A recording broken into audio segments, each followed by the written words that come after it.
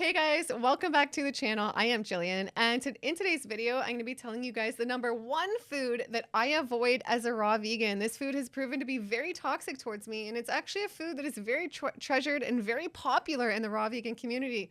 This is one food that I avoid at all costs and that I do not consume. This food was causing me a lot of problems, and I think it might be for some other people as well, so I thought I'd make this video in case you wanted to remove it and see if you notice some differences in your life.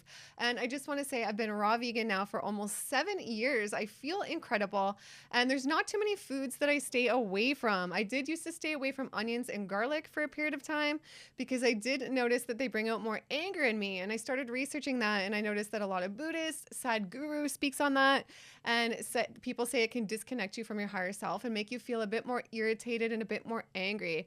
And I've tested that time and time again, and it does do that for me. So it's interesting. Different foods can have a little bit of a different effect on us. At least in my case, I noticed for sure. But that being said, I do sometimes still enjoy them in recipes because they're freaking delicious.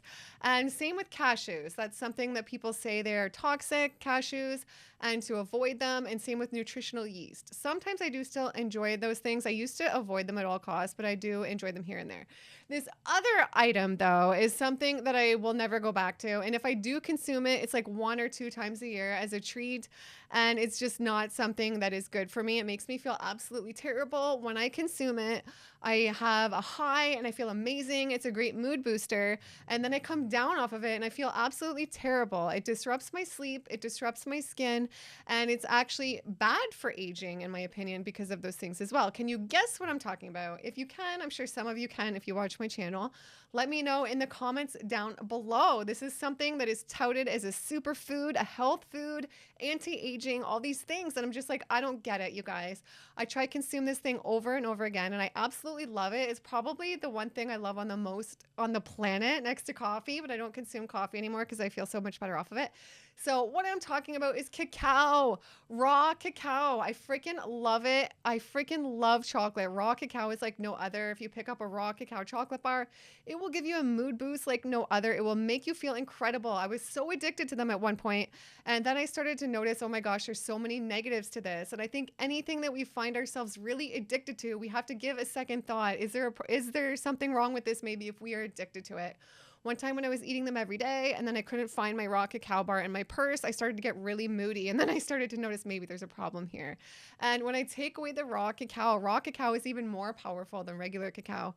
My moods are really down for 3 days. It's crazy. So for me, it's proven to be toxic. The negatives far outweigh the mood boost I might get for like an hour or 2 or 3 hours. It throws my life off for like 3 days. Like I said, the skin, the sleep, all these things are thrown off.